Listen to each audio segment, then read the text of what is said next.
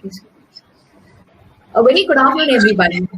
A hearty welcome, deep and warm enough to encompass you all to Career Compass 4.0. To say we are thrilled to see you all on the sublime events of Chennai Institute of Technology is an understatement. Well, coming to the introductory part, I am Avantika Sampath, pursuing my first year in computer science engineering at Chennai Institute of Technology. Myself, Harshavardhan, pursuing my first year in Artificial Intelligence and Data Science. And we proudly welcome you all to Chennai Institute of Technology's Career Compass 4.0, Crafting the Future. And this would be an event that you would not want to miss. On behalf of our IDLEX Chairman, Secretary Ma'am, Principal Sir, and faculties and students. We all are the children of God and we dwell by His blessings. We would like to start this event with our prayer song.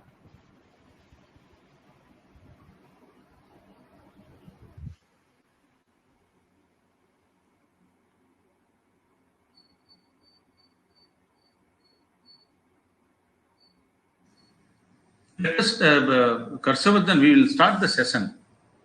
Sure. Okay, sir. Let us start. Okay.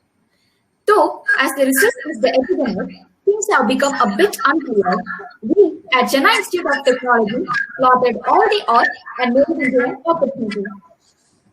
The institution has achieved this through innumerable webinar lectures, panel discussion, debates, workshops, training and research clubs, and a fascinating set of Center of Excellence such as Pega University Academic Program, QTech WAPCO COE at IoT, KUKA Industrial Robotic Training Center, etc., and numerous hackathons and innovation challenges, as well as industry-focused technical and soft skills training. Starting in the first year, our university has held us up all the time. Apart from our off-the-beaten path academics, the Institute also focuses on the students' overall holistic development through National Fest, symposiums, our Techno-Cultural Fest, Takshashila, and other events organized from time to time. Chennai Institute of Technology has a unique industry-centric approach to education, focusing on providing students with the skills they need to satisfy through industry norms and standards, as well as to compete in global market through flexible curriculum and innovative learning programs. Internships are available of a variety of industries both in India and abroad. Projects in industry consultancy and research and development. Co-placement and international placement are both excellent. Training in foreign languages. Incubation Center and startup opportunities. Higher education at top-rated universities around the world. Centers of excellence and research centers. Competitions at the national and international levels. And the most evident thing is that every event is planned and organized by us, the students, under the guidance of our marvelous professors. In the midst of the growing epidemic, many of us are anxious about employment opportunities, while others are undecided on which domain to pursue. Our Career Compass 4.0 provides a foundational understandings and guidance for their careers in the right direction. Emerging technologies or technologies whose development, practical applications are both still largely unrealized, such that they are figuratively emerging into prominence from a background of non-existence or obscurity. These technologies are generally new, but also include older technologies that are still relatively undeveloped in potential. For example, artificial intelligence refers to intelligence exhibited by machines as opposed to natural intelligence shown by people and animals, which includes awareness and emotionality. Machine learning is the study of computer algorithms that improve themselves over time as the result of experience and data. It's considered as the part of artificial intelligence. Cloud computing refers to on-demand availability of computer system resources, particularly data storage and computational power, without the user having to manage them directly. Data science is an interdisciplinary subject that uses scientific techniques, procedures, algorithms, and systems to extract information and insights from structured and unstructured data, as well as to apply that information and actionable insights to a variety of application areas.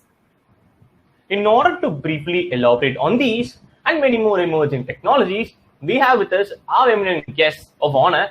And before diving into that, There are no secrets to success. It is the result of preparation, hard work, and learning. Well, this one pretty much says it on the level. People are always looking on the magic bullet, the easy way, or the shortcut. But there is no easy way. Even the people who got a lucky break were simply prepared when the opportunity came by. Nothing less. And the more prepared you are and the harder you work, the luckier you will be. Today we have with us a living example as a person who never gives up and still down to earth after attaining greater pinnacles. To P. Sriram, Chairman of Chennai Institute of Technology. Without any more further ado, let us call our visionaries to enlighten us with his remarkable words. Good afternoon. Thank you very much. Ma'am, thank you very much for being with us for this Crafting the Future session of Career Compass 4.0 of Chennai Institute of Technology. As you all aware,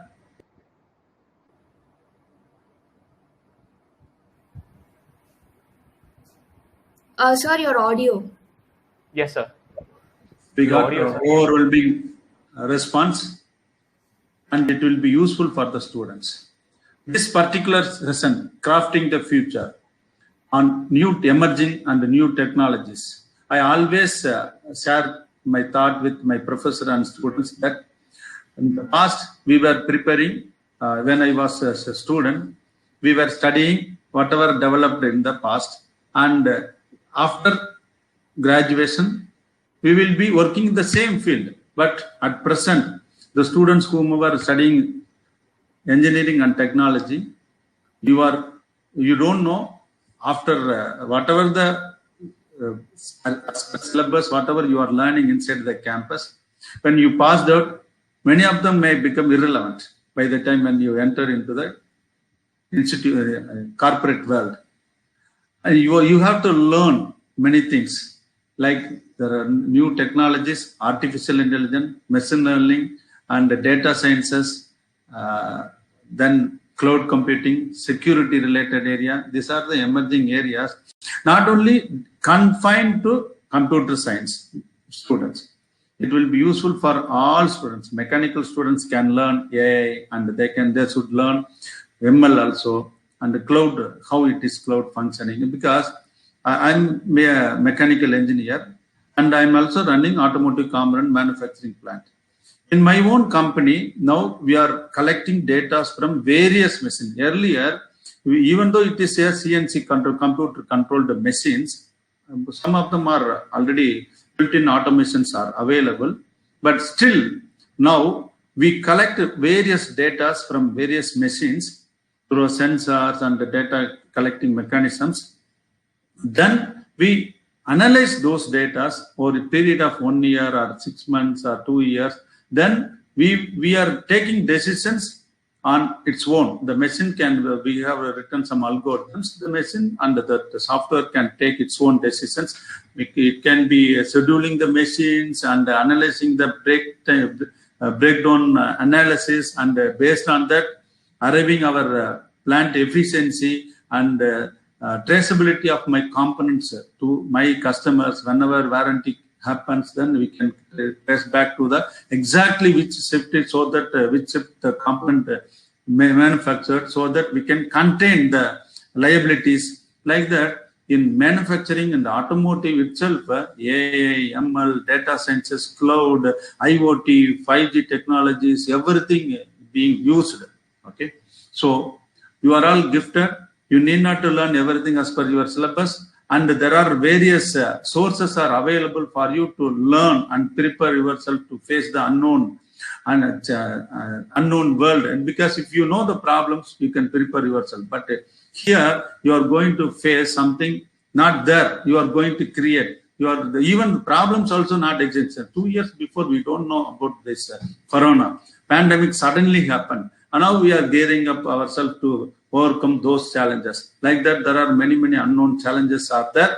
I am sure this Career Compass and Crafting the Future, the session will be guiding and it will be useful. The guests who are joining with us, they will be guiding you. They have enough experience and the capabilities in this. They built the capabilities for a period of time. They will be sharing their wisdom and thoughts with you. Please interact with them. make this session more interesting and interactive so that it will be useful for all of you, those who are all participating. Thank you very much. Let me not take much time. Thank you very much. I would like to listen from the speakers. Thank you. It has been an immense pleasure hearing those words from you, sir. Thank you very much. And further moving on, a confident woman, a woman who truly knows her worth and her power, is a force to be reckoned with. One such woman of power is our guest, Ms. Preeti Sankaranarayanan, Associate Director and Mentor for Tech Woman AI/ML program at Harman Connected Services. She's a techno-management data science professional with expertise in program management, data science modeling, business intelligence, and data warehousing. She also holds a master's degree in the field of artificial intelligence and machine learning, spearheading data science programs, and proficient in providing business insights from machine learning models to drive out business outcomes. Her expertise in fields of machine learning, practice analytics, statistical modeling, end-to-end data platform building, data integration, and model deployment, as well as her proficiency in big data concepts, data pipeline creations, data ingestions, to extract and process the data for analytical models and create single customer view, has helped us stay on top of cut-through competition in the IT industry. And now, with immense pleasure, I welcome Ms. Preeti Sankaranarayanan to enlighten us with your words of wisdom and walk us through the world of artificial intelligence and machine learning. We welcome you, ma'am. Sure. Thank you so much. Good afternoon to everybody. Let me share my insights. I think 15 minutes is too short for me to even talk about it, but I will give my best. All right. I think you are able to share, see my screen. Yes, ma'am. Okay. I'll just briefly cut through the applications of artificial intelligence in the different fields. I think sir has already talked about how AI has revolutionized. It's just not about the computer field. It's about the different industries, how it has impacted. In the e-commerce, I think this is pretty much day in and day out we are using the AI. Am I audible? I mean, or there is some background noise? Yes, good. Yes, ma'am, you are audible. We all will mute our mics so that you won't get any disturbance. Sure, thank you.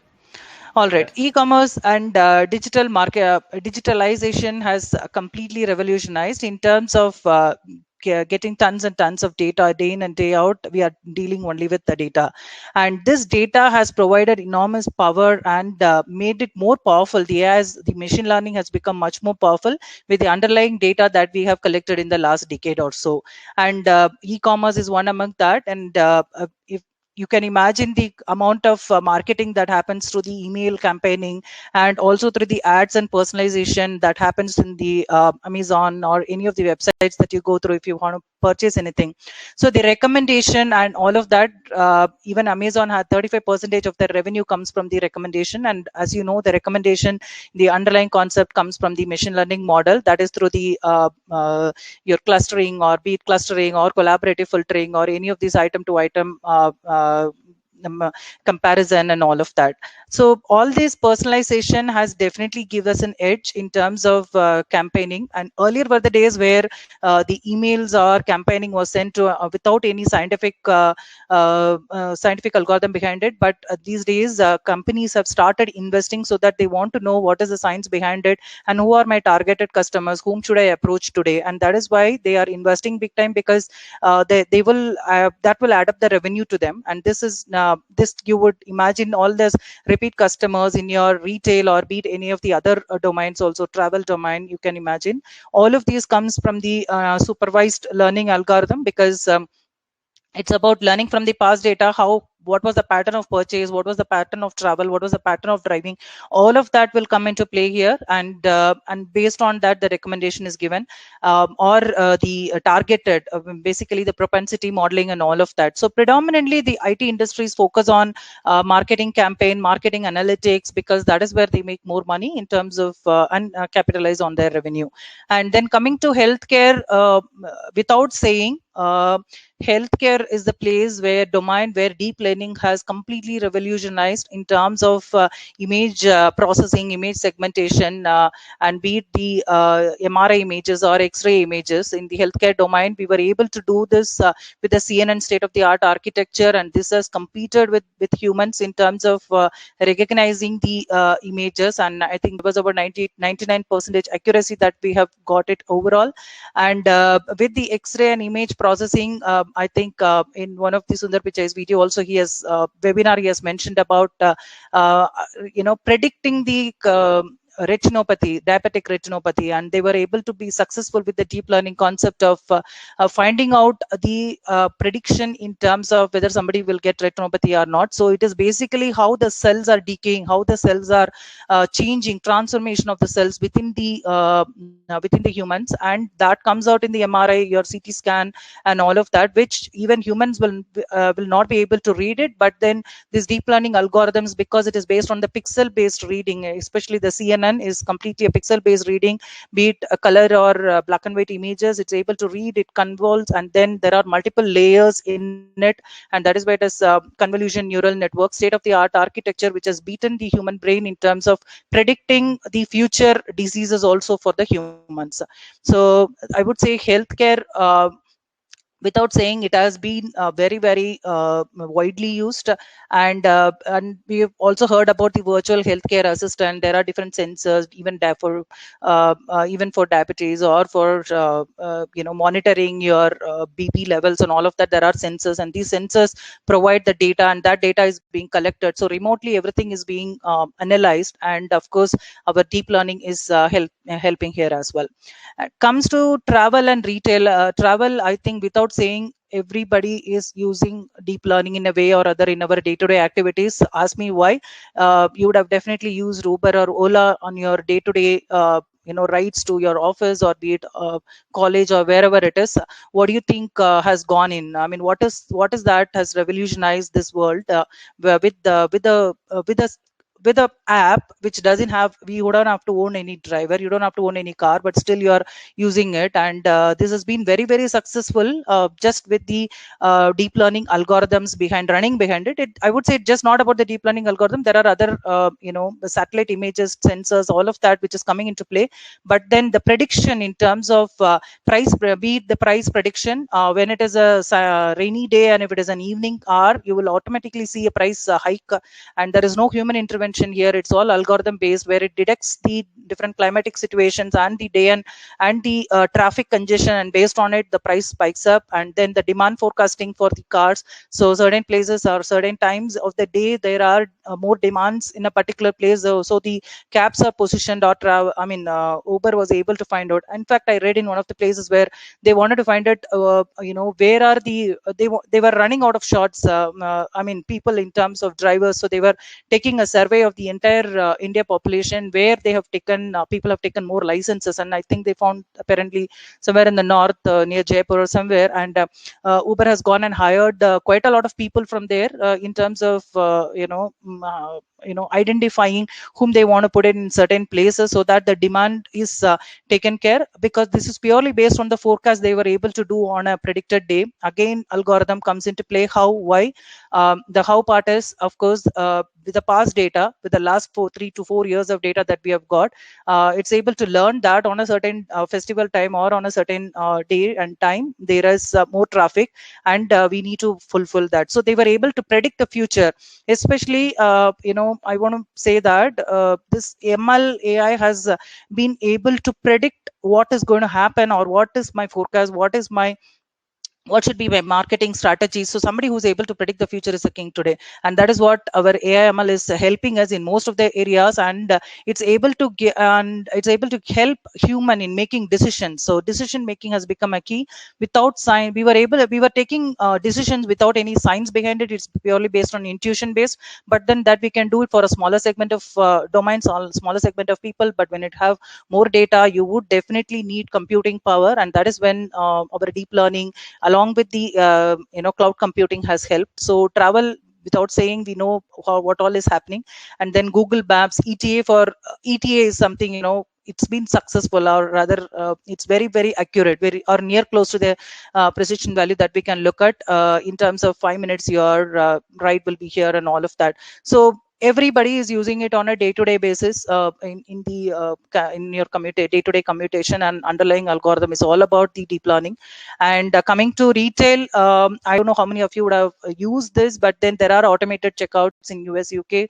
It has already come in, and we have also got the Amazon Go, where you can go and browse this and check where there is no queue, there is no line, you don't have any cashier there. You just have to go pick up your item, and automatically it gets added to your Amazon wallet, and then you do a checkout and you pay. You don't have to do anything inside the shop. So everything is automated, and this is how this is happening. It is because with the video capturing, and also the image object detection, and also the image segmentation along with deep learning in this. So that retail also we have got quite a lot in terms of impact in terms of AI. So what is actually happening is it's replacing the humans, and we are having automated checkouts, and this is definitely helping from a retail store standpoint. And then on the automotive side, we have connected cars, driverless car, without saying this has an interaction with the AI. Then all your sensors, basically you have a front camera, right, left cameras, and all of that, which basically detects what kind of cars, what is coming at the back, front, side, and all of that. And based on that, again, all these images and frames are video analytics. It's given as frame to the CNN. And when I say CNN, there are advanced algorithms to the CNN also, but then the state-of-the-art architecture is CNN. On top of it, of course, there are enhanced versions of it, open source algorithm, open source libraries are available, which is built on top of it, and which is definitely helping us. And it's able to give a decision in terms of whether the car has to take a right or a left or a straight, and the speed control and all of that. So automotive division, as I think sir was also saying, it has revolutionized in a big way. And not only about the automated cars, there are also about you can see all the there are Benz cars and all the high-end cars. If you go to their manufacturing plant, you can also see that the robots are making the nuts and fixing the nuts and bolts of the baseline of the car. And only after a point in time, it is about the human intervention where they add the rest of the parts and pieces, but then the basic parts are all plugged in with the robots, and then accident management, all of that is controlled in the automotive field. So then in the gaming field, I know everybody must be using this games on a day-to-day basis. So all the games that you are playing in the past are probably the games that is where in action today. If you look at it, the underlying algorithm is the reinforcement learning. Basically, it understands the environment, and based on your reward or penalizing, it's able to act on it. It's simple. It's as simple as how you drive your car, and you would have learned how to take a right, left, and all of that. It's a basic pattern, basic checks that you have learned, and then how you apply it in the environment. When you apply it on the environment, it is based on the environment. You'll have to act differently. That's how the human brain is tuned. And same thing, we are making the reinforcement learning to do all of that, and so that it's able to take the control in terms of what action it has to play based on what the player is doing. And AlphaGo, you can go and you must have heard about it. It's the completely a neural network based reinforcement learning algorithm underlying, which is tuned and updated to predict the moves, and in fact it has beaten the human also, who was a Go player. And in each iteration the performance keeps increasing, and in fact it has beaten up the previous version also. So you can imagine how much revolutionized it has AI has created. When I say AI, the underlying all of that is segregated into different algorithms that I will show you in the upcoming slides also.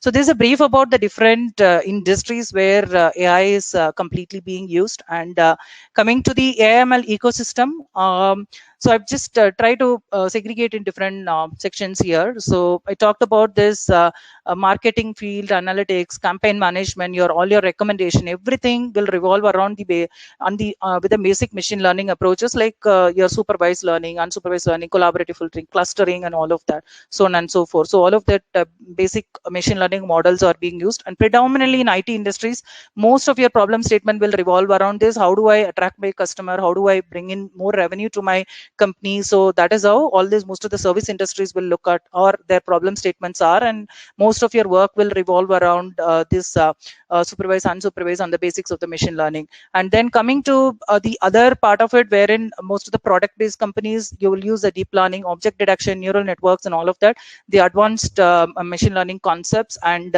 your face unlock in smartphones, without saying, everybody knows that, and the pattern, of course, it's also the behind it, it is the CNN which works. And then we also have chatbots, NLPs, and all.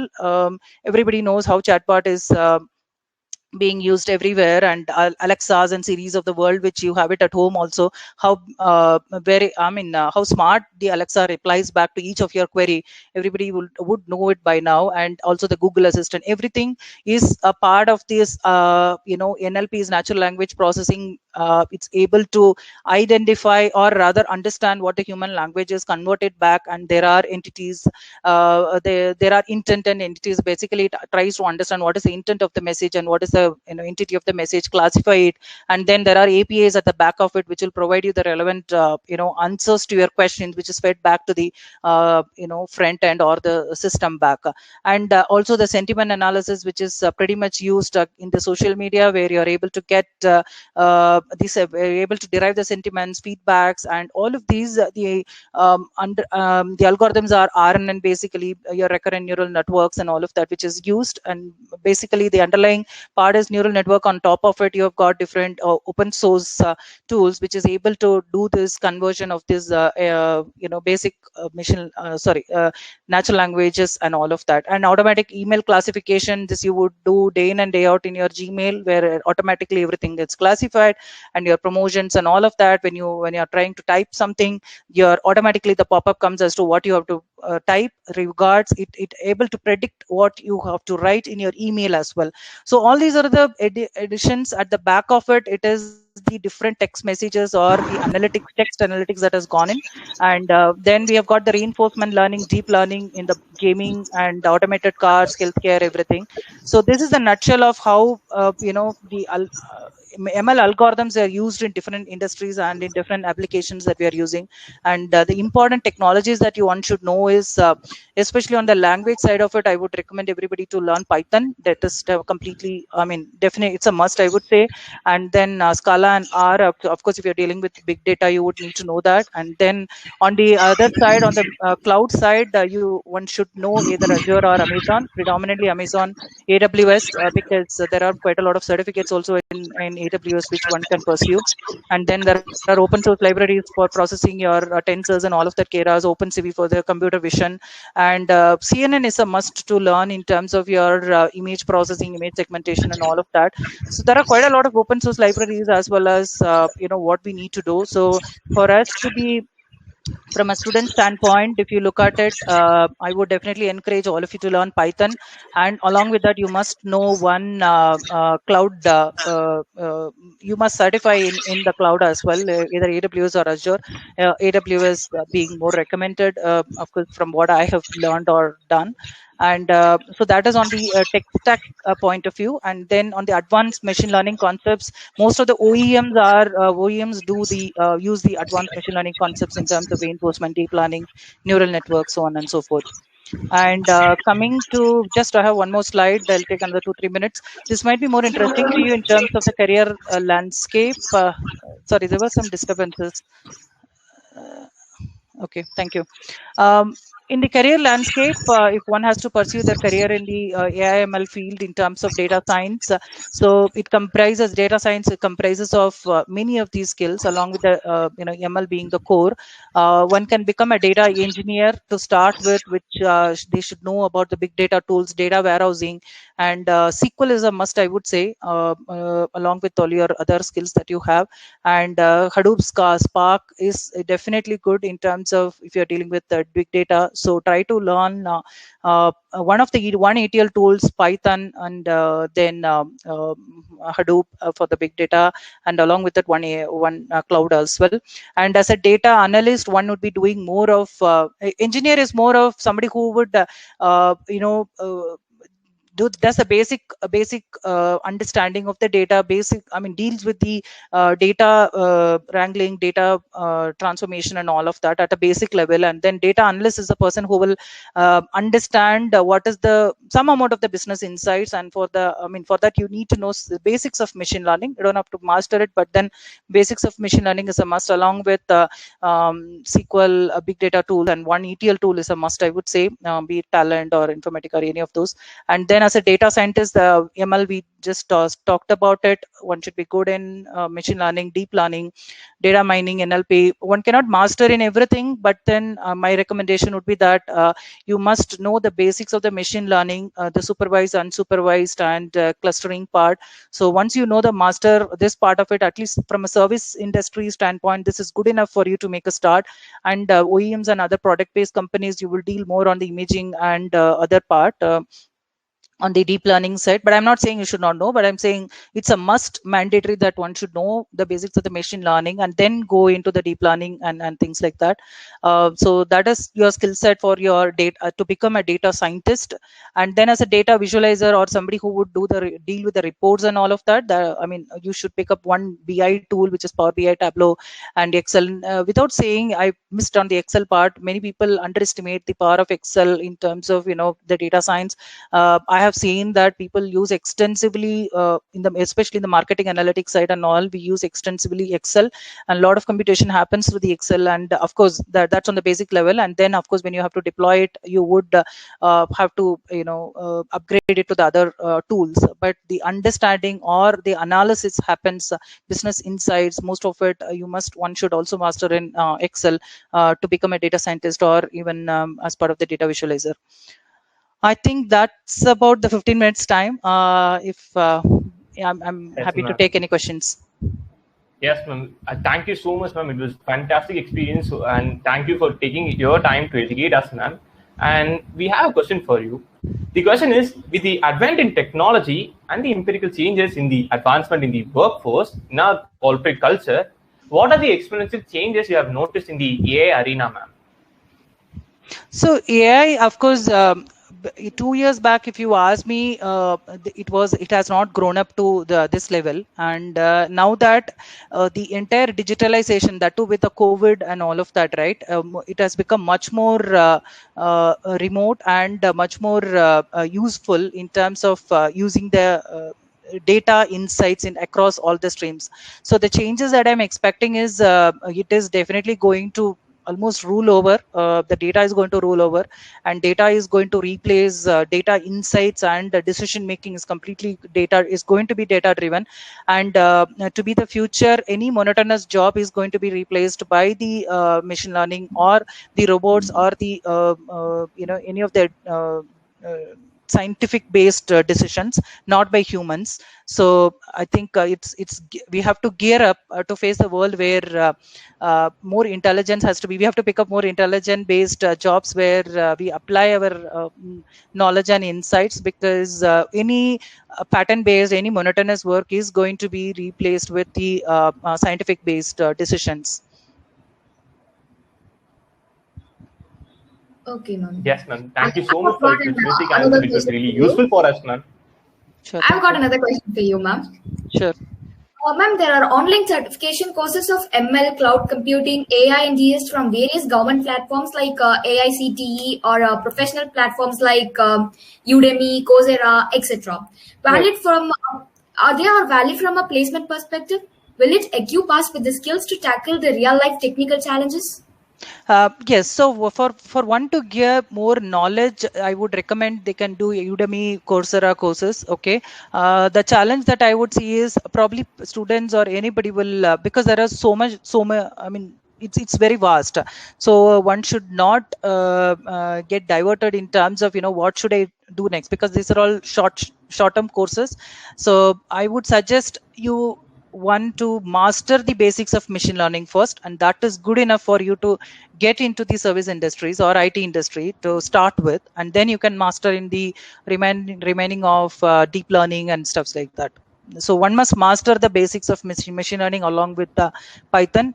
You can take up any of the courses, and some of the courses are definitely useful. I've seen that, but just learning is not enough. You must do some case studies. You must be hands-on and try on your own. Try to join the Kaggle competitions and participate.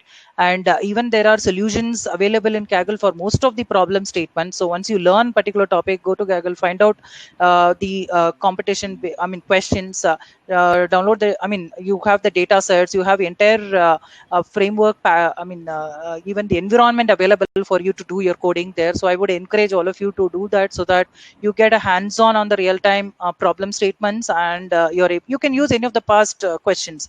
It's not that you have to join the competition, jump into the competition right away, but there are quite a lot of interesting problems that they have solved, which I would encourage all of you to do that.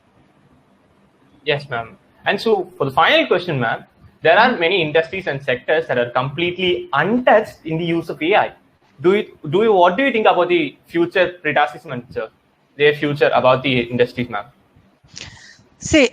I would say, agriculture, it is being touched. I wouldn't say it is not touched yet, because the crops are harvesting, all of that, even the soil texture, color, all of that is also learned, and the harvest plan is made. So, but then the investment, I would imagine that if they have not touched, that means they don't have money to invest, probably. But it is not very far, and it should hit us really fast. And even in the agri, they have using it. But then there are more investments happening in retail, e-commerce, because that is when the companies are able to make more money, and hence marketing analytics have picked up a lot, because there are so much online happening, and hence that has picked up a lot. And even most of the problem statements in IT segment is more based on the marketing analytics and market campaigning and all of that. But then retail and then autonomous cars and all of that, if you look at it, over there also we have got the explosion, because we have investors who can make money out of that. Computer vision, of course, right, which is ruling over, I would say. But if any industry is untouched, it's not very far. We are going to hit there soon. Yes, ma'am. Once again, I thank you for your wonderful time to educate us, ma'am, and thank you so much for joining us, ma'am. Sure. Thank you so much. Yes, I hope I am on time. Yes, ma'am. Thank you, ma'am. Thank you. You are, ma'am. Yes, sir. Moving on to the next guest. Be the kind of woman that makes other women want to up their game. Dhanya Nair is an IBM certified senior delivery manager and practice area leader for DevSecOps at IBM India Limited. She has nearly 20 years of experience in IT across various organizations with expertise on cloud analytics and data migration. She has successfully delivered multiple cloud engagements for IBM in the last 10 years. As the practice area leader for DevSecOps at IBM India, she is responsible for capacity and capability building initiatives. Dhanya ma'am holds a bachelor's degree in computer science engineering from Mumbai University, along with MBA in finance from Symbiosis Institute of Management Studies, Pune. And now she's here with us today to nurture our young minds. Ma'am, please address the eager gathering about the future technology, cloud computing. Ma'am, please unmute, ma'am.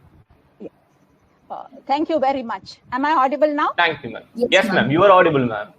Thank you. A warm welcome to everyone present here, especially in the current crisis, when we have so many things going on around us. I really appreciate you taking time being here to know more about cloud computing. And I would also be touching upon DevOps, which is a critical area in any cloud implementation.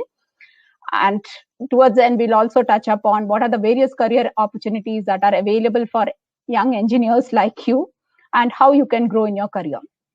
So cloud and DevOps have been in the market for last 10 plus years.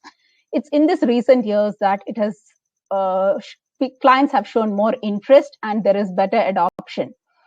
Applications are increasingly moving to cloud, or in some cases, they are even being developed on cloud. So DevOps and cloud have become essential for any client's digital transformation journey. What's the reason behind this, if you think about it?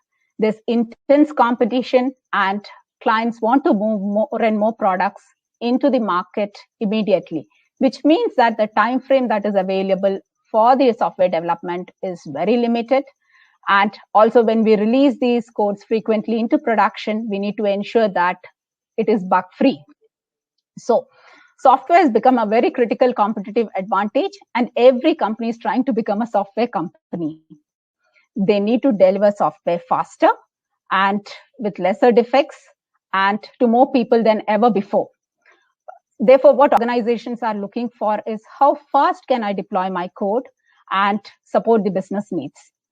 Most organizations already had started their cloud adoption few years back. But what we see is it's happening in bits and pockets. It's not at this enterprise scale. And again, DevOps implementation also, or automation, if you see, was also being done in bits and pieces. For example, maybe you had a section, your billing applications, which was most recently developed, was moved to cloud, but then the other inventory management and so on still was on an on-prem instance, etc. So these were some of the challenges that's really stopping the adoption of cloud. Okay. So we'll touch upon what are some of the common challenges that organizations are facing in their cloud adoption, and how is it that DevOps has been an enabling agent in this entire change. First is heterogeneous applications. You have many enterprise applications over a period of time. Organizations have moved to some enterprise applications, or in some cases, they have their own in-house built applications. So there is a lot of legacy applications that organizations have built or acquired over time. And these are all interconnected. So if we really need to move to cloud, you need to do a detailed deep dive analysis to see how closely are these applications interlinked. What if I were to move one application from my on-prem instance to cloud, or even from a private cloud to a public cloud? What is the impact? How am I going to fix those interdependencies and ensure that there is no downtime? Because you can see these days we are always connected 24/7, right? You access your internet banking 24/7. So there is no way that you can have a downtime anytime. So, and again, the skills that are required is a huge variety of skills. For each process, each phase, you've got multiple skills. So again, with respect to the skills, technology, etc., there is a huge challenge, and each and every organization is trying to come out with some assets that would help our clients in this transformation or digitalization journey. The second major inhibitor is the culture. Now, we've all been used to a waterfall model where the client would send us the requirements, and then it went through the entire design, build, test cycle, and eventually at the end of it, it was delivered to the client, maybe after 6 months after the contract was signed. And at the end of it, when the client sees this, hey, this is not what I had asked for. This is always a common complaint that we see in the IT industry. So, and again, by the time in today's world, when requirements are frequently changing, the market in which organizations are operating are also completely changing. So the requirement which was given 6 months back may not be valid today. So organizations have to dynamically change to meet the growing market. So, and when you get your requirements in bits and pieces, it also becomes very difficult for the software development team to implement these changes, get that validated, test it, and deploy it into production. So these are some of the challenges that we face. Again, multi-vendor hybrid cloud deployment scenarios. Quite interesting, because Preeti sometime back spoke about connected cars. In a connected car solution, if you have to make it happen, ideally you have a device which is fitted into the car. The device continuously captures the vehicle data, whether it's parked or it is in motion. It transmits this information via the telephone providers to the IoT platform, where the data is then processed and then it's available to the customer in their mobile app. So if you see, there are multiple vendors, multiple parties who are really involved in supporting this kind of a solution.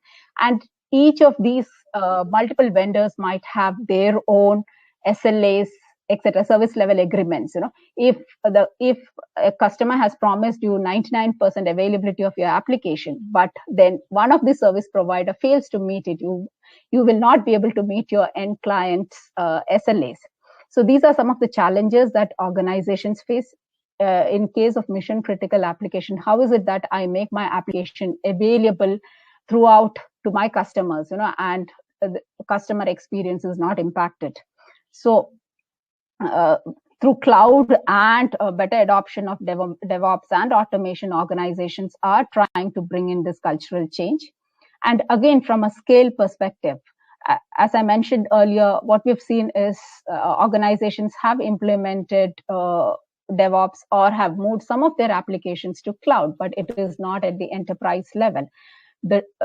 So it's practiced in bits and pieces, and there is no common organization strategy. For example, maybe a particular department in an organization has procured the license for a product, but it is being only used by that particular department. It is not being shared with the other departments in the organization. These are some of the challenges that we face, and as a result, there is a lot of wastage of resources, I would say. And again, through cloud adoption, etc., clients are trying to get rid of all these challenges and look at how they can effectively utilize their resources. Example could be you have typically in a software development cycle, you have your dev phase, you have your test phase, you have your production deployment phase. My test instance might not be used throughout the year after it, so I need not really pay for the platform cost. I would really like to use it only when it is needed, and thereby I can take the advantage of scalability, elasticity, etc. So again, how is it that organizations can take advantage of all this and thereby reduce their operating costs? This is what we typically look at when we work with customers. So, okay, here I've just listed out the 7 key DevOps principles that would help organizations in better adoption of cloud and DevOps. Again, when a client comes to us for DevOps adoption, or maybe they've got DevOps, they are not using, and cloud, they're not using it to the full scale, what we typically do is we do a maturity assessment to understand what is the level of adoption of cloud and DevOps into the various accounts. And based on that, we propose a roadmap or a strategy to the client, and thereby they can reap the benefits of cloud and automation. So the 7 key principles or phases is continuous business planning. So here what we try to do is we work very closely with the customers throughout the life cycle of the engagement, where the requirements are clearly documented in some tools like Jira, Confluence, etc., and there is an tracking available, and this is then passed on to the build team. And as part of your build, again, you will have multiple teams within your project that are working on various modules. So you need to ensure that you don't overwrite into each other's code. Again, there's proper version controlling that is managed, available, etc. So how do you take care of your collaborative development?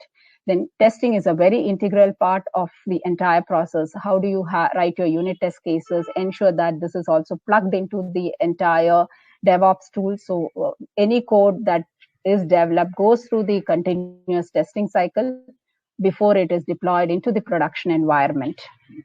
And then we also have continuous release and deployment process. So here, if the particular code does not meet the testing thresholds, we ensure that it is not moved to the higher environments. Code quality scans, all of it are imbibed into the entire process.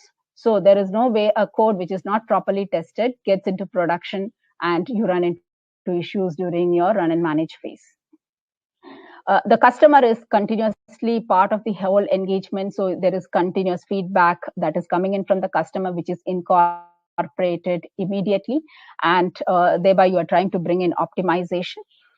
Then continuous monitoring, again, a very integral component. Once you have deployed into your code into production, you need to ensure that it is constantly up and running, and if there are any issues, even before the client reports that to you, you have your systems in place where your support teams are notified, hey, this particular API is not running and we need to resolve it before the client reports an issue. So how is it that you can bring up the services before the client reports it? So via continuous monitoring, we ensure that the systems are always available, and when there are frequently occurring issues, we also look at how do we automate them. So in future, you do not run into such issues, or the system itself knows how to auto heal.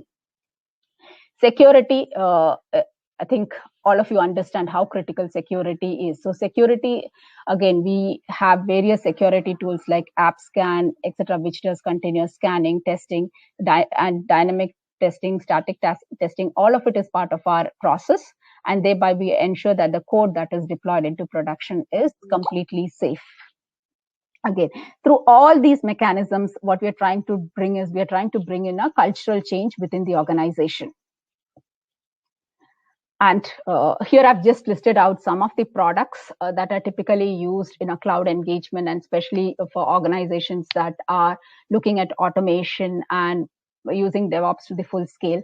So on the left side, you have got the development tools, and on the right side, you have got the operations tools. So Jira and Confluences are primarily the tools that are used for capturing your requirements. Then you need to ensure that your code is all available in proper repositories, etc. You have GitLab for your orchestration, code orchestration. You've got Jenkins. Again, these days, more and more clients are moving from a bare metal or a VM-based solution to containerization. So how is it that through Docker images, etc., you're able to continuously build? So these are the different tools which are available for the build phase of the project. And again, I mentioned about how you can take care of how you ensure that your resources are not idle, and you can dismantle your test instances, etc., if it's not being used. But if you need to really spin it whenever needed, you can take advantage of infrastructure as a code where you use Ansible, Terraform, etc., to build automated scripts which would go and spin up the instances whenever required. For collaboration, you have got Slack and other tools which are available. These are some of the monitoring tools. The monitoring tools are integrated with your ticketing tools. So in case there are any alerts that come in, there are tickets which are created. It goes through the incident management, change management process, etc. And that is how we ensure that the systems are always available. There are well-defined processes to address the concerns. Again, on the right side, security, compliance, etc., is very critical. So these are some of the tools that are really helpful for your security. All your certificates, etc., the data is stored in Vault, and it's all secured. So that's how we use a combination of development tools and operations tools to ensure that we are able to deliver solutions to our clients very optimally on a cloud. Again, some of these tools are open source. Some of them are licensed products. We use a combination of it. And in case the client already has procured some license, we try to leverage that rather than telling them to discard it and procure new. So we never go with that. We try to use whatever best the client has procured. And then if there's any delta, we do let them know, and we weigh the pros and cons of it before we request the clients to procure them. And these days, most of the cloud providers also have their own set of DevOps tools. Azure has got Azure DevOps. AWS also provides a set of tools that help in continuous build, deployments, monitoring, etc. So the clients are trying to use the native tools which are available in the cloud hyperscaler, and then they try to augment that with other tools which are available in the market. And from a career journey, if I would say, typically, what we do is when after your graduation, when you join an organization, you go through a 2 months of exhaustive training program where we really teach you about all these skills. We expect you to have good understanding of scripting skills, etc., because that is what would really help you in your automation activities and so on. You start off as a DevOps engineer where you would be integrating the various DevOps tools, onboarding the customers to the DevOps platform. And as you understand the solution better, and you have some exposure, interest, or you picked up some infrastructure skills that would really help you around infrastructure automation, where we see huge demand of practitioners. And as you gather more experience, then you look at, you move into a DevOps consultant or an architect role, where you will be advising clients on a DevOps strategy, on a cloud migration strategy, and you work with your teams to implement them. On the higher end of the spectrum, you really have DevOps coaches, agile coaches, etc., who would really be working in DevOps transformation, cloud adoption for the clients, where they try to bring in this cultural shift within the organization. And one important concept that I wanted to mention out here is also of site reliability engineer. This is a term which is coined by Google, which is gaining a lot of popularity. The site reliability engineer constantly is responsible for the health of the application. He ensures that the design principles are all put into practice in the build phase, and once it is in production, he tries to ensure that all frequently occurring issues are automated. How is it that we're able to give the benefit of automation to our clients, etc.? All these are premium skills, and I think with the current crisis, and more clients are moving over to cloud and they are adopting DevOps, I can see almost a 30 to 40% increase in the demands in the last 1 year. So these are all premium skills. Please, it's a wonderful opportunity for you to really leverage the skills and grow in your career. Just to summarize how DevOps and cloud has been able to bring in agility into our clients, help them in their automation drive. With infrastructure or automation, etc., you don't need to be really tied with one cloud provider. You have the option to switch between cloud providers. If you see that the services provided by a cloud vendor is better, and all this. Also, you're focused on quality, because through products like SonarQube, etc., you ensure that any product that you are delivering to your customers meets the quality thresholds. And if it does not meet, the code is completely rejected. The developer needs to fix it before it gets deployed into production. So these are all automated. The entire DevOps pipeline is well orchestrated, and there is no manual intervention required. With just the click of a button, you can actually deploy your entire code into production with the right kind of approvals in place.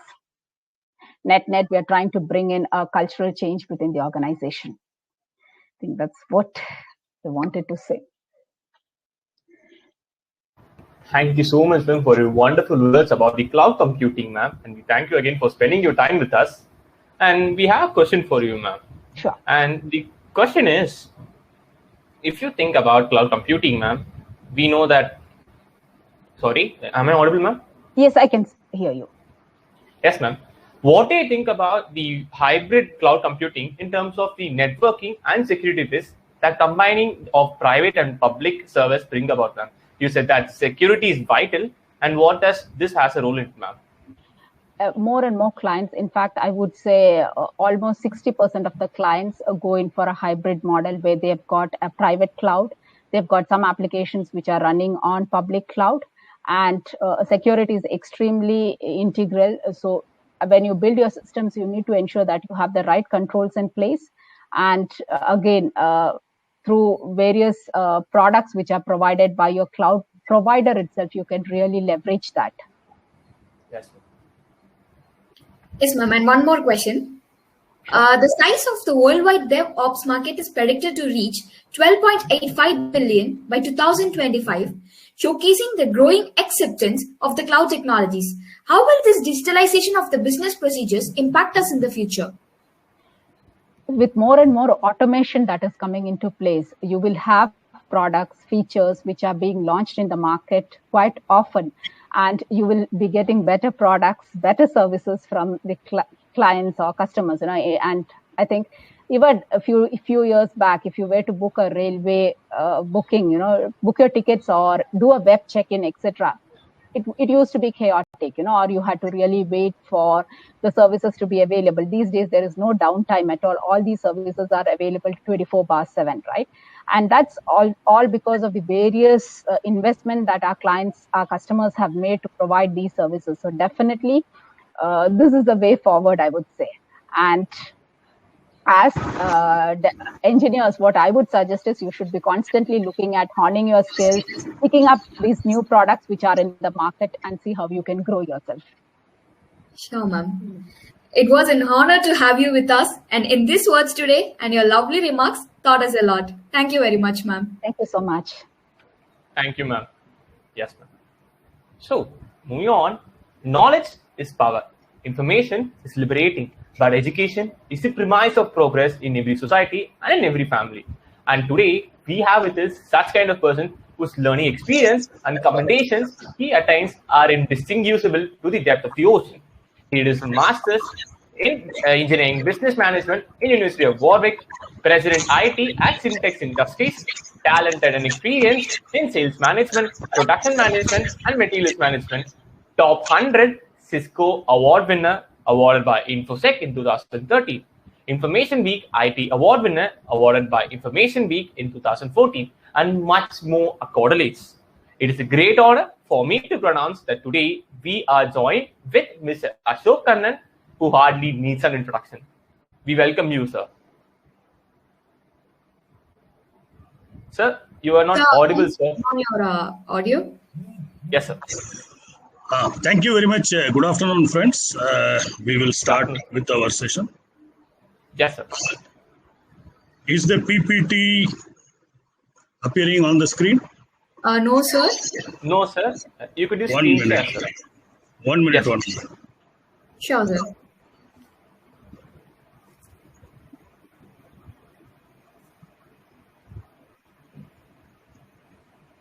Yes, sir. Yes, sir. Now it's visible. The screen is being shared. Yeah. So we will have a brief discussion on the crafting the future. This is the topic given to me. Cloud, artificial intelligence, machine learning, then data science and security. So we will have a brief through on all the topics and then go for our interactions. A short overview of how information systems or information technology journey was there globally.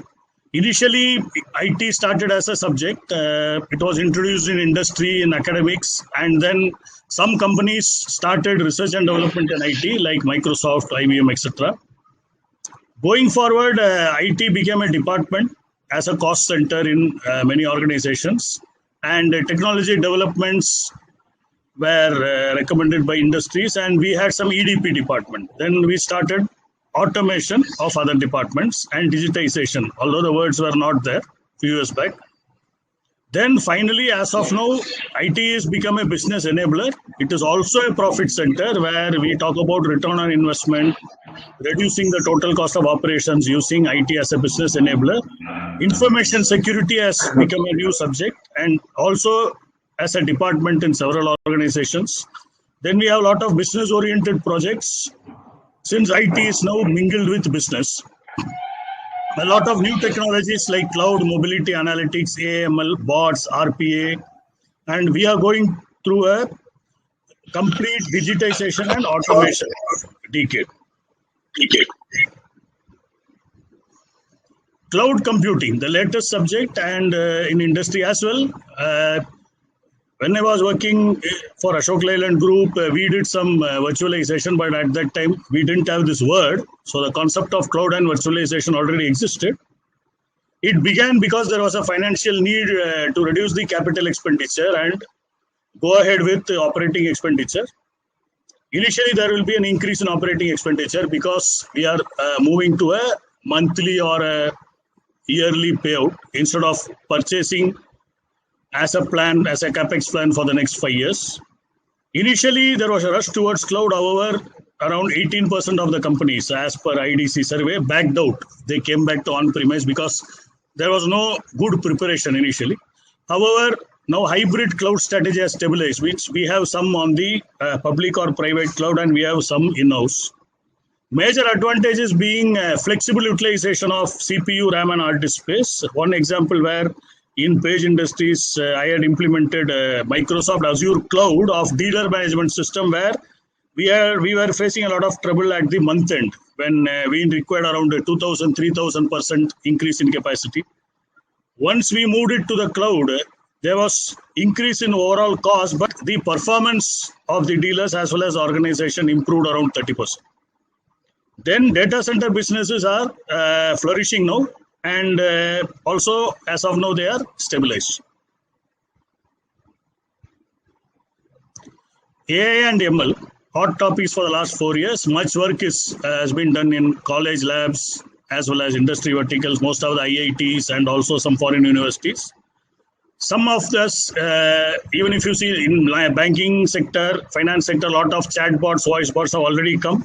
So a lot of development is taking place. We also introduced very few in our organization. And then we are trying to build a logic where the main difference being logic between the human being and the computer. So we are trying to develop some sort of a logic where this machine learning is playing a part. And lot of examples of robots. You might have seen a lot of robots employed during this COVID situation as well, using artificial intelligence and machine learning. Now, data science is a new subject. Data capturing and storage had a lot of issues initially. A lot of archiving needed to be done, etc. Then a lot of other technologies where the, for example, SAP HANA, where it is a in-memory storage. Like that, various technologies have come in data science where a lot of huge chunks of petabytes can be stored. Analytics also took a new shape where business-related analytics and reporting came up. Self-service reports were the next. Around 7-8 years back, we had a lot of self-service report development. And 5 years back, we had slicing and dicing of reports where we need not have the separate department for that. Individuals can do on their own. But only thing we had to build a data lake. Analytics changed its name to data science. Now scope of data management is very high. I heard there are bachelor's and master's degree courses as well and open positions created by companies globally. So data scientists are also coming up like computer engineers or information systems engineers, etc. A glimpse on information security. Since a lot of data and a lot of information management is there, information security is the need of the hour. So major information security tools and techniques. One is the firewall, which is the perimetric protection, like a security guard in front of our house or in front of our college. Antivirus in front of each computer. Data loss prevention. This is also one of the latest improving techniques where we can prevent unnecessary loss of data. And mobile data management, since a lot of people operate on mobile as well as laptops. Containerization is also coming up where personal and official areas are bifurcated. Information rights management, who should see what information? For example, the R&D information being critical. A lot of people did not be authorized. Then VAPT, vulnerability assessment and penetration testing to see whether any virus, bug or any threat is there in our system. SOC, Security Operations Center, where you outsource the monitoring and control to a good organization, security organization. Cloud security has also been there, and CSA, Cloud Security Alliance, a separate group taking care of security of the cloud. Information security, you just need to remember 3 pillars. There are now 5 pillars, but 3 pillars are major, that confidentiality, integrity, and availability. All your information security systems have to focus on these 3 pillars, where if something is confidential, how to maintain it confidential, how not to give the data to somebody, and integrity. The same amount of data should be there, or the same quality of data from the MD till the executive. They should have the same quality of data. Availability, whenever data needs to be available, it needs to be available. So these are the 3 pillars of security, which means for a CISO, for a Chief Information Security Officer, these are the 3 pillars. Then a lot of security standards have come. Some I have mentioned. So relevant industries, we have security standards to be followed. So that also is one important aspect of security. So these are the areas or topics to be covered. Now we can go for any interactions or any important points we can mutually learn. So I'll stop the sharing and we will go for interaction. Yes, sir. And thank you for the session on this information thing, sir. So what do you think that if the data science has been improved in our future, sir, how did they predict with that, sir? Did you think that the companies were starting beforehand than after? Data science, as I have mentioned, the analytics field has improved into a data science field. And since a lot of data is available with around 50% of the companies worldwide, and lot of ways of gathering data, even if your company is a startup, there are a lot of ways of gathering data on what is our important thing, or what is our KRA and KPI in a startup organization. Based on that, data science has improved as a subject. Then it has grown such that now we have, as I mentioned to you, now we have even degree courses on that, and separate data scientists are coming. So we predict as of now a bright future, because I am also seeing that some upgrade, institutions like Upgrade, they are now trying to give a master's degree online. One of our acquaintances had passed on this information, and I think a lot of other companies. I think I met with a few students when I was traveling that they were getting a master's degree in data. They are going for studying master's degree in data science, I think, in Goa. Maybe it is a BITS Pilani or anything else, any other reputed institution. So data science future is good, but only thing is it is a techno-functional role where some people may fit, because you should also learn to write program. You should know the logics of C++, Java, etc., the object-oriented programming, and you should also have functional industry knowledge. So it is better you have 2-3 years of industry exposure also before going to a data science course. So, or if somebody is very focused that they will definitely do a data science job, then there are jobs available in India as well as globally. Then I think relocation should not be an issue, because it may happen that you get job anywhere in India or outside. So there are two ways. One is you go pursue your regular degree and then have few years of industry experience and then do a master's degree in data science, or focus on data science, and definitely there are opportunities there also. But the techno-functional role is a difficult portion there. Yes, sir. Thank you, sir. Sir, one more question. What difficulties did you face while tackling the task of finding the middle ground between two distinct fields like SAP and AI? SAP and AI. Actually, SAP is an ERP. Okay. And ERP is nothing but enterprise-wide resource planning, where before SAP, there were individual systems. So there were systems for finance, there were systems for materials, systems for HR, etc., for production. Even when I was there, we implemented SAP around 97, 98. Before that, we had discrete systems. So that SAP, and I think at that time Oracle and few more ERPs were there. So it integrates all departments. It integrates the entire organization to form a single system. So SAP started as an ERP, and then SAP bought over many organizations to get into analytics, to get into specific individual industry-specific studies, industry-specific modules were created in SAP. For example, retail or oil and gas or insurance, etc. Then SAP is also today in other advanced fields like data science, data analytics, AI, etc. So that is SAP, which is starting from an ERP and then having many bifurcations in it.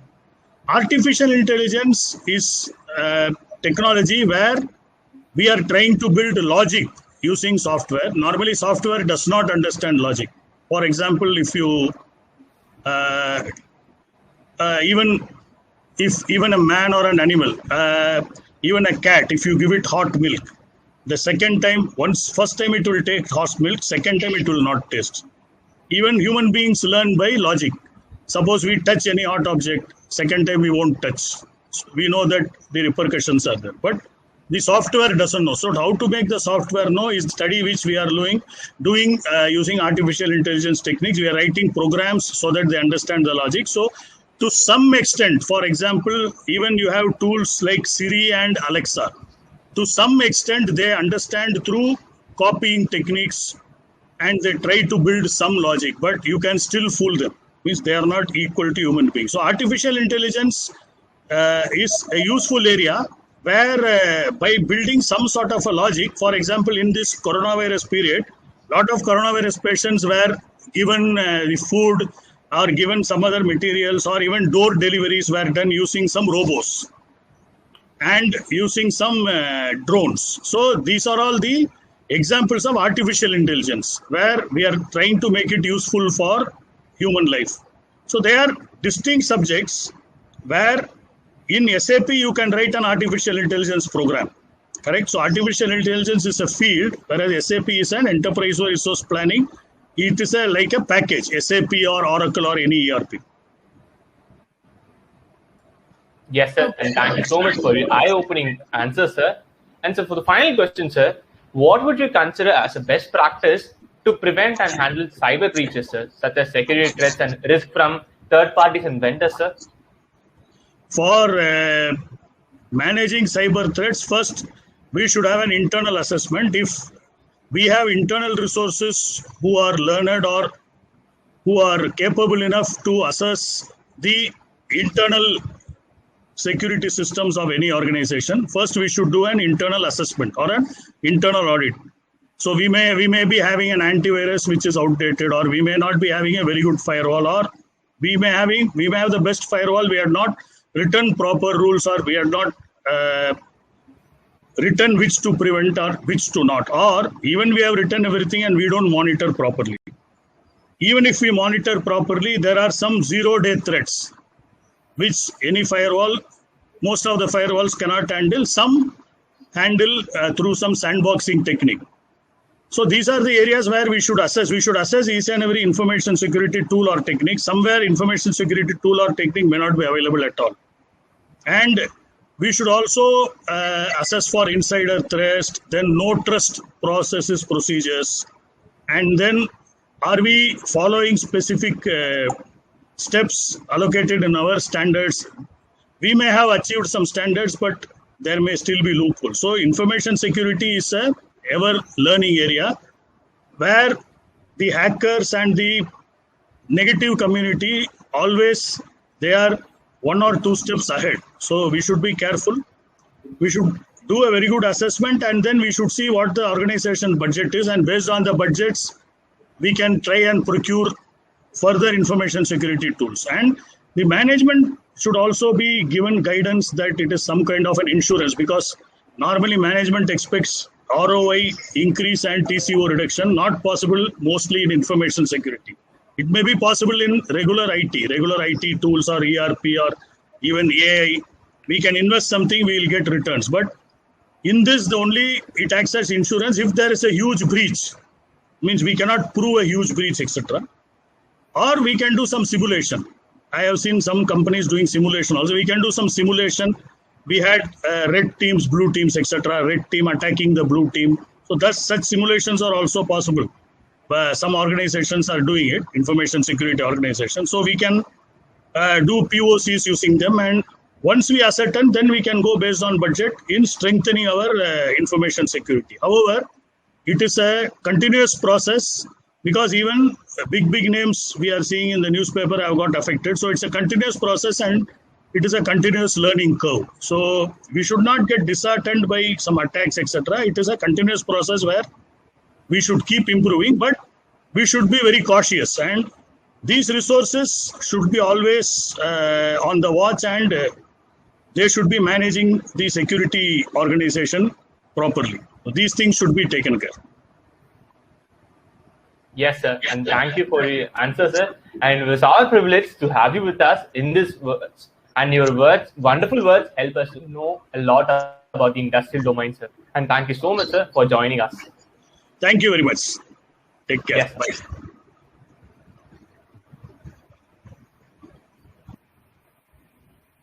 And moving on with the next guest. Give them quality, that's the best kind of advertising. You may not be surprised to find that the above is a famous quote. The question is, can you guess who said it? It was said by Milton Hershey, the famous founder of Hershey Chocolates. It is hard to imagine. Related to this, today we have with us as Marketing and Communications Lead at Infosys Knowledge Institute, a multi-award winning thought leader. He manages large-scale thought leadership marketing projects. He graduated from the National Institute of Engineering, Mysore, Bachelor of Engineering, Electrical and Electronics, and did his Master of Business Administration and Management General in Indian Institute of Management. Listing his honors is a privilege of mine. He was top 25 innovators across the Asia Pacific, the OMS Report 2019, among the greatest marketing influencers, ET Now 2018, the top 13 content moguls across Japan CMS Asia 2019, one of IIM Kozhikode Illustris Alumni 2018, and many more laurels to add. We have here with us Mr. Vishwasanand, Marketing and Communication Lead, Infosys. It's my pleasure to extend a cheerful welcome to you, sir. Do apprise us with your knowledge on content marketing. Sir, your voice is not audible. Not audible, sir. Sir, unmute your mic, sir. Please. No, sir, it still isn't audible.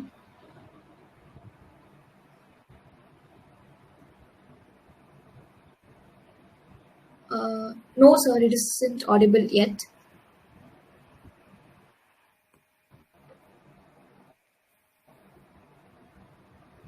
No, sir, it is not audible. No, sir. It's Can not you audible. Your voice is not audible to us, sir. Yes, sir. Sir, could you try reconnecting, sir? If you don't mind, sir. Yes, sir. Thank you. Our guest has some issues, so without losing interest, people please wait and he'll be back.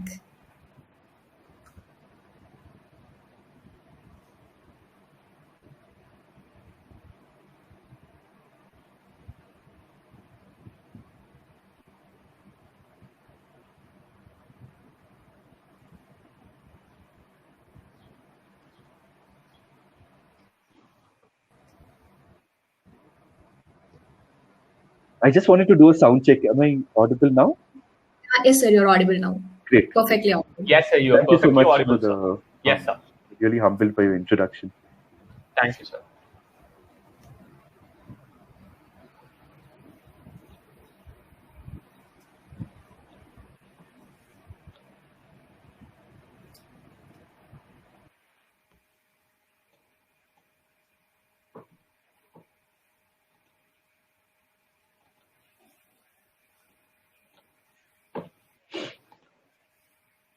Just let me know if you can see my screen. Yes, sir, we can see your screen. Great. Yeah. Yes, sir. Okay. So most of us, I mean, we've always heard about this term people power and the act of multiple people really coming together to make a revolution happen. So I believe in the value of a new term called content power. So we've all heard of a lot of ads that really resonate with customers, resonate with a lot of people, and we've seen it in our own cases. I mean, which might resonate with us, like the popular Amul ads or others as well. I mean, of late there are lots of companies trying to differentiate and cut through the noise.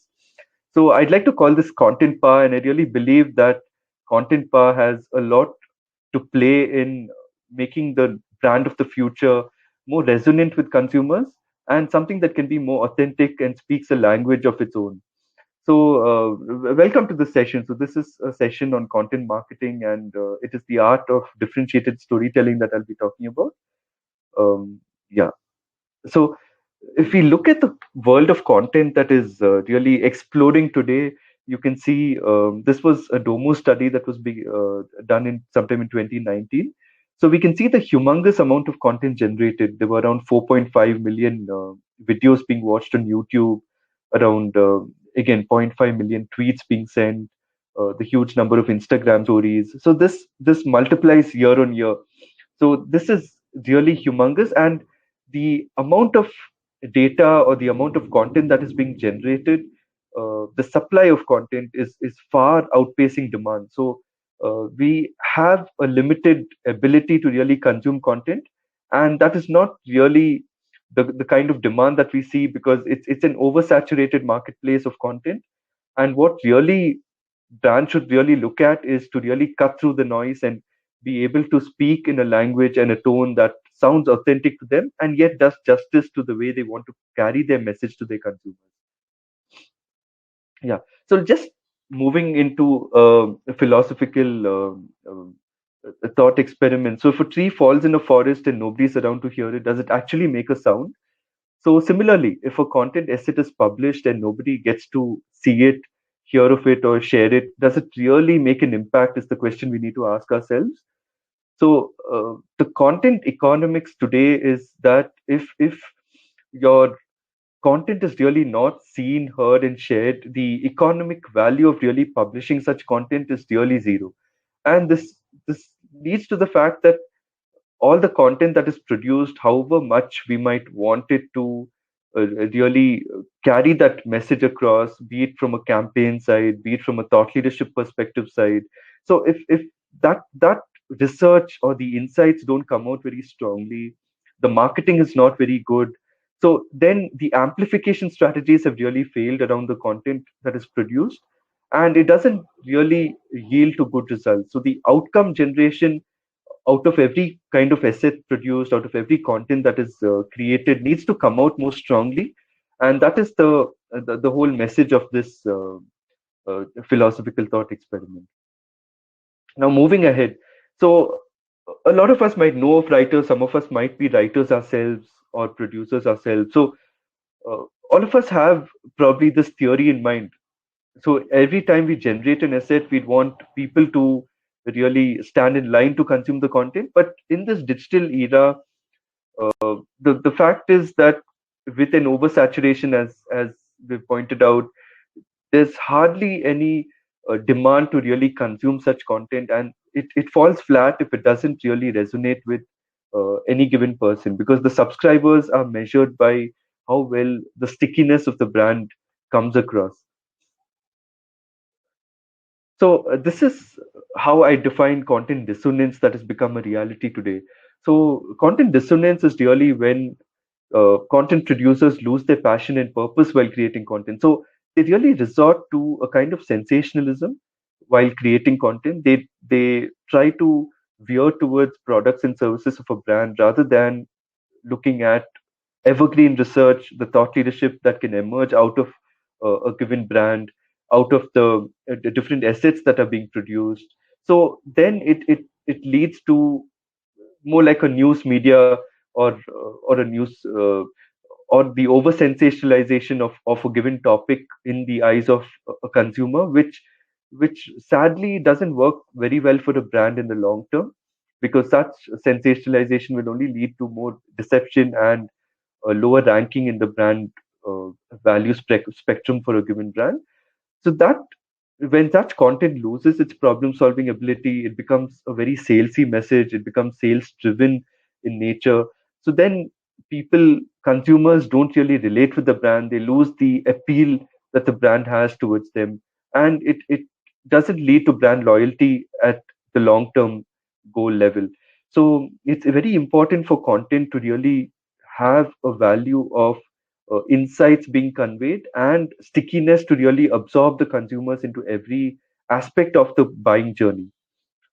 Now, content really doesn't link to similar themes, so it results into the audience trying to consume an unending. Most probably, you'd lose the audience at the first level when you try to touch base. At the start of the journey itself, you try to pitch a product or a service, etc., and not really solve a problem for the consumer. So that's what really happens when content dissonance becomes a reality.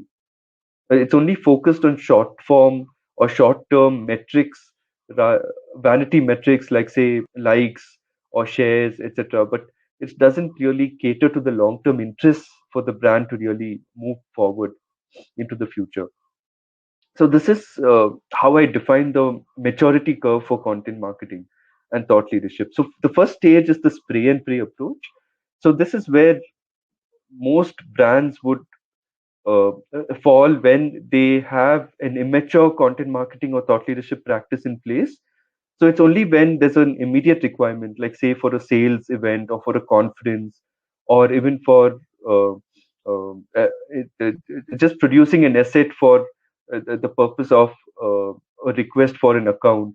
So then it becomes a practice that an immediate goal is achieved rather than building a documented content strategy, which is the next stage. So here, really, the content producers are defined the documented approach in terms of brand style guides, the ability to draft certain tools and aids come into existence, and the leadership buy-in happens at this stage. Different managers are kind of acclimatized into an environment where they are able to generate an editorial calendar in line of the overall organization's mission and vision. So this is where the documented content strategy approach comes in. And then moving on to the passive content generation here, the editorial calendars in place and producers are writing content, but it's not a very active approach. It's not an outside-in approach. It's more like what the organization wants to write, they write on, and they don't really measure the outcomes on an active basis. So then you move on to the interactive content engagement, where the outcomes are really measured, the subscribers are reached, and the value of content is being realized at this stage. Leadership is convinced that content is working, thought leadership insights are working for the organization, and it's leading to some form of engagement at this level because people are aware of the brand. The sales engine is activated, content cadence happens at a regular level, and the marketing analytics function also plays a large role in the attribution element as well. So this is where the interactivity comes in from the brand and the consumer level.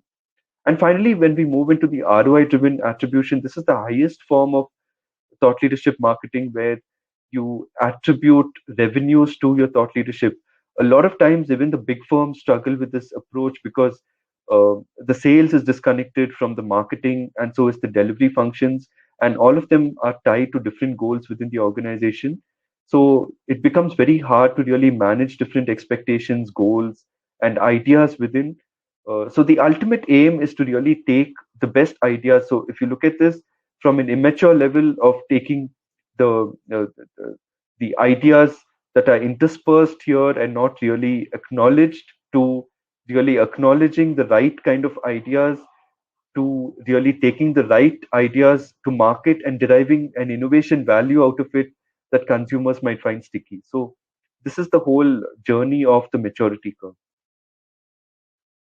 Now, I was interviewed by Paul Reiter in Your Communications on this Red Book of Content Marketing. And what is interesting to see was that just 50% of the brands publish content according to a calendar, and a measly 36% had a structured program in place. So there's a lot to be desired in terms of how brands and firms are using content as a necessary engine to really uplift the brand.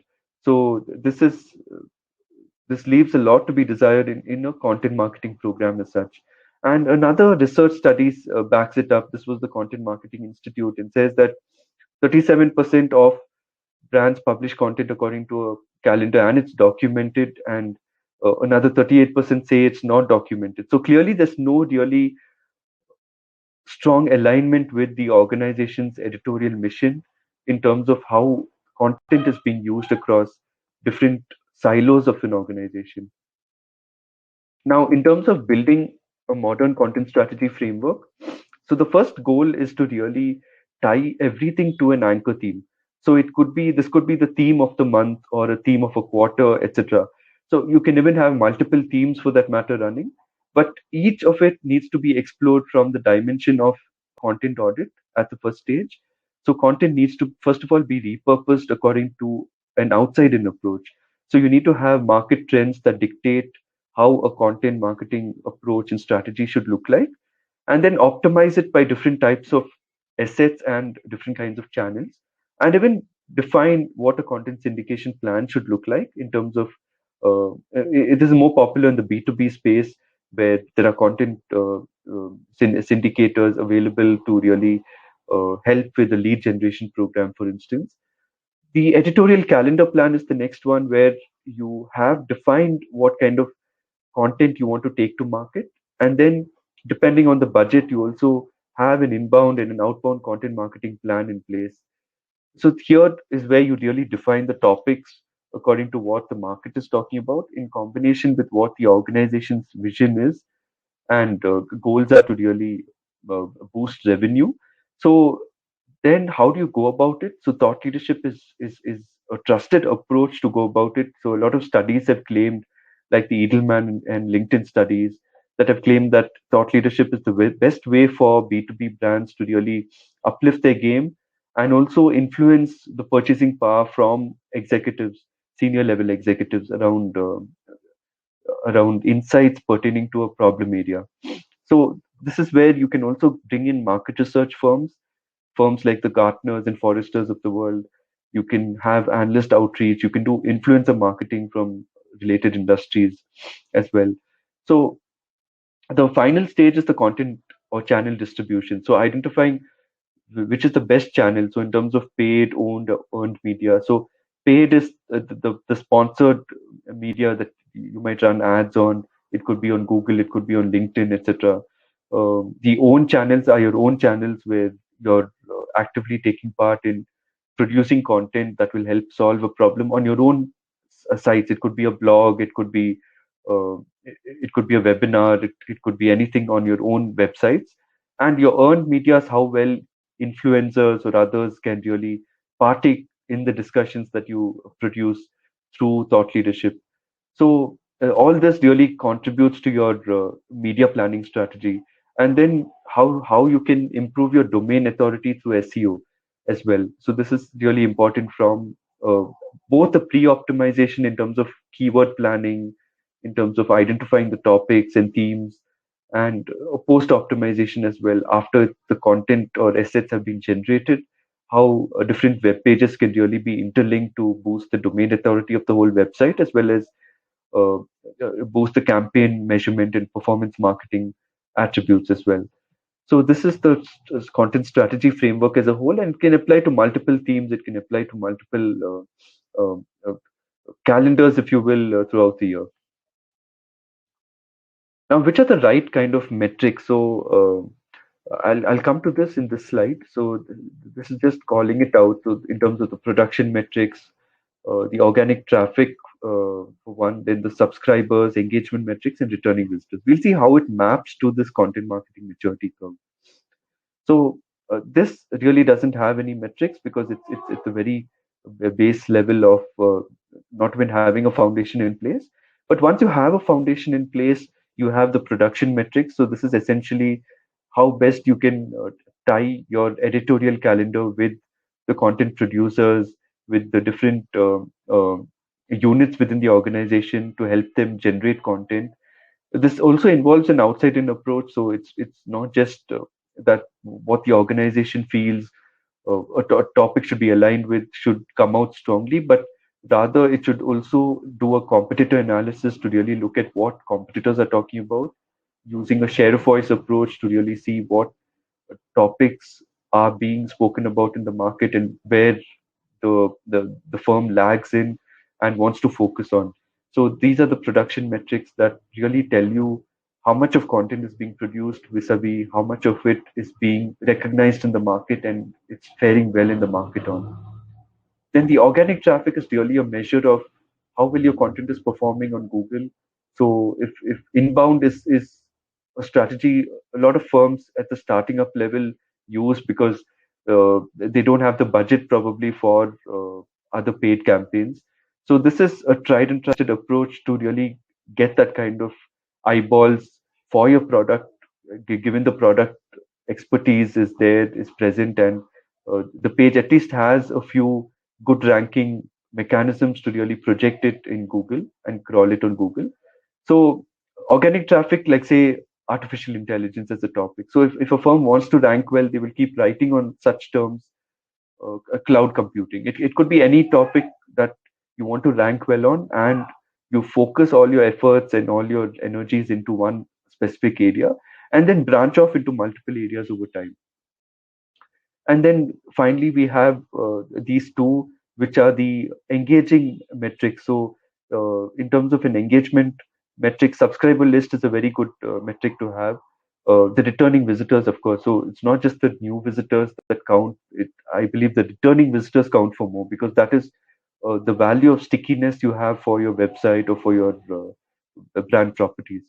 And then finally, we have the ROI driven content attribution, where revenue is really the highest form. When it can all translate into revenue, that will be the best form of attribution you can give your content marketing program. So some of this was again from the Red Book of Content Marketing. So some of the heartwarming things that I saw was that content marketing was rated higher than others like marketing automation or even big data and AI. So one of the things that brands are doing currently is to move from just building branded content to really establishing themselves as a content brand. So if you can see the shift, I mean, 73% have said that they want to become a content brand. And there are several examples of this. Red Bull has a content studio where they're just producing content in order to do well. I mean, it's not just on Red Bull itself, but then on thematic high energy performance that they keep projecting on. So it's like that. I mean, most brands want to become content brands these days, and it's not just about producing branded content, which is not really solving a problem, but here they can be recognized, move from brand awareness to the loyalty phase much quicker and much in a more authentic appeal compared to what they would have done otherwise. So yeah, so this is just to conclude, this would be one line that really resonates with me. So it's only when brands deliver the truth to their consumers, so not just once or twice, but 1,000 times over, that is when true content power, like I spoke about in the first slide, will be realized. So that's what I believe. Thank you so much, sir, for your wonderful words about content marketing. This is a domain that not many of us know, but from your speech, we could know a lot more about that, sir. And thank you so much, sir.